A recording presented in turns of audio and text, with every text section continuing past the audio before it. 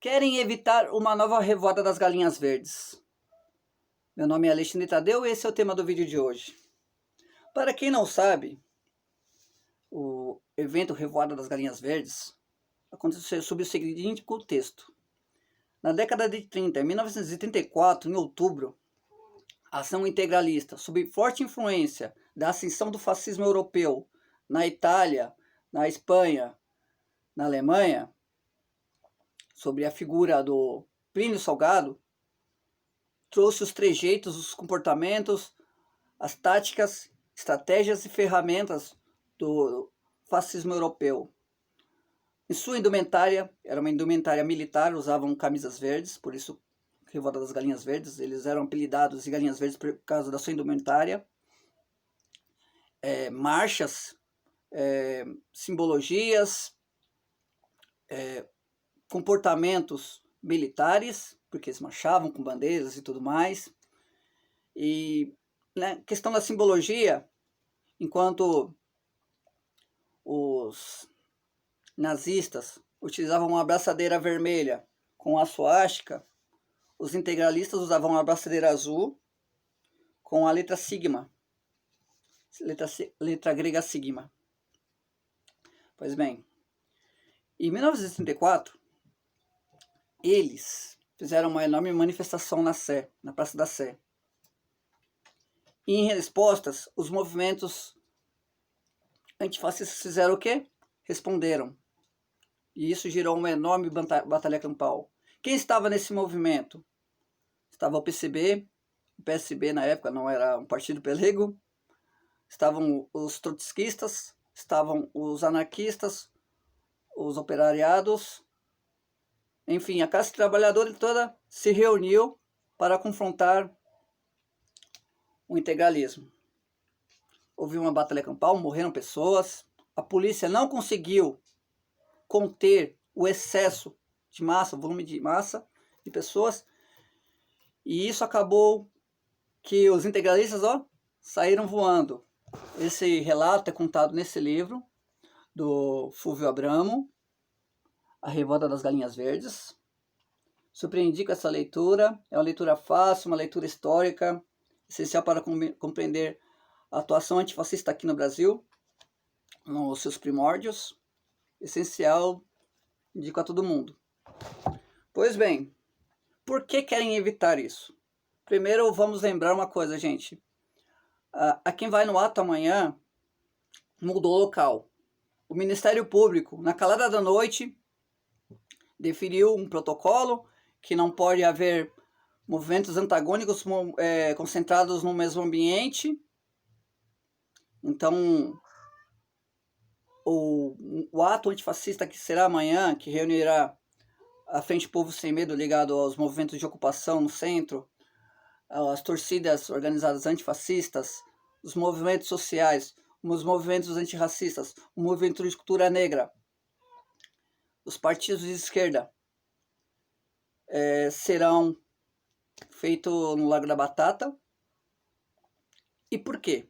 Né? Exatamente pelo mesmo exemplo que eu te falei agora há pouco, dessa história de 34.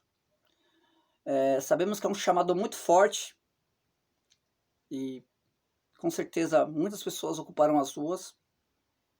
Alguns partidos, né, e vamos denunciar esses partidos aqui porque não é necessário retroceder, mesmo por questão de estratégia, mesmo por questão de tática.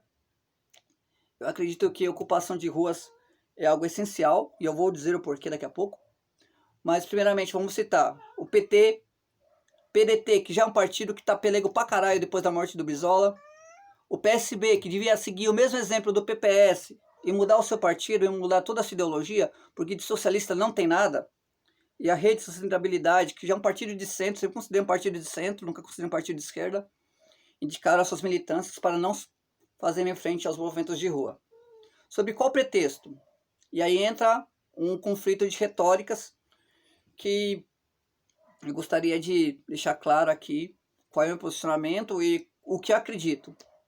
Há um conflito do seguinte: há uma narrativa que fala que trata-se de uma armadilha, que Bolsonaro busca provocar-nos, sempre chamando as sectas, sua seita para ocupar as ruas, fazer manifestações antidemocráticas, mesmo em menor número, eles fazem muito barulho, porque eles têm esse caráter teatral, já que eles não têm muitas pessoas, eles fazem caixãozinhos, vêm com umas faixas enormes, tem poder aquisitivo, um pessoal de poder aquisitivo. E assim, tem uma parte da esquerda que está direcionando, não vá nas ruas, é uma armadilha, porque o Bolsonaro quer que isso seja o estopim para que ele inicie um golpe. Essa é uma narrativa no qual eu discordo e eu vou dizer o porquê. E há uma outra vertente, no qual eu apoio, que é a seguinte: temos que ocupar as ruas, temos que fazer uma frente ampla contra o fascismo para que ele não se dissemine e para que o governo se acue, para que o bolsonarismo não se sinta fortalecido. O porquê discordo da primeira tese? Primeiro, somente com o povo nas ruas pressionando é que o governo se acovarda. A gente percebe que as vias parlamentares não estão dando certo, as vias judiciais não estão dando certo.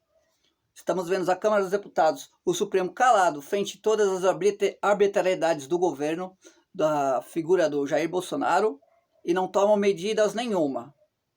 Numa situação dessas, é necessário o clamor do povo. E o povo deve responder ao chamado. E esse chamado deve responder de qual forma? Fazendo uma frente ampla, pressionando nas ruas. Somente com a pressão nas ruas é que vamos obter resultados. Percebemos que os fascistas fizeram isso para a queda da Dilma. Foram as movimentações de rua que impulsionaram a queda da Dilma, o golpe contra ela. Por que não devemos utilizar a mesma artimanha, a mesma tática? Estava lendo um livro do saudoso Florestan Fernandes, O que é Revolução? Ele dá 3 passos de como se inicia uma revolução, e eu vou ler aqui para vocês. Quais são, de uma maneira geral, os indícios de uma situação revolucionária? Estamos certos de que não nos enganarmos indicando os 3 indícios principais seguintes. 1. Impossibilidade para as classes dominantes de manter a sua dominação sob uma forma inalterada. Crise do vértice. Crise da política da classe dominante. O que cria uma fissura pela qual os descontentes e a indignação das classes oprimidas se abrem um caminho para que a revolução estoure. Não é o suficiente. Habitualmente, o que a base não deseja mais viver como antes, mas ainda é necessário que o cume não possa mais. 2. Agravamento, mais do que é comum, da miséria e do desespero das classes oprimidas. Estamos vivenciando isso sob o contexto de pandemia. 3.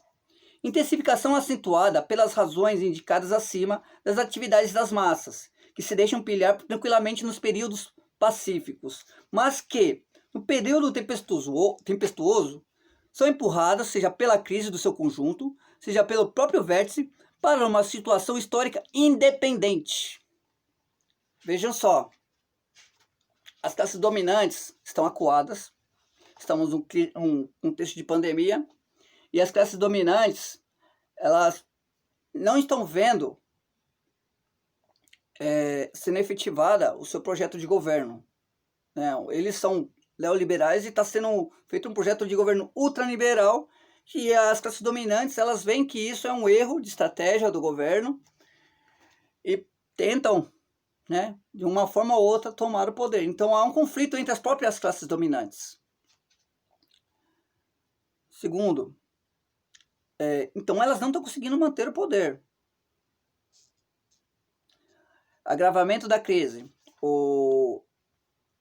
Vemos, através da negligência do governo Bolsonaro, de não responder ao povo, de não responder às necessidades urgentes do povo em relação à pandemia, ao combate à pandemia, às necessidades financeiras e sociais das pessoas que estão em estado de vulnerabilidade. Isso tem agravado o contexto e as pessoas estão ficando cada vez mais enfurecidas. E ainda tem um estopim, que é o quê? É o chamamento das manifestações fascistas.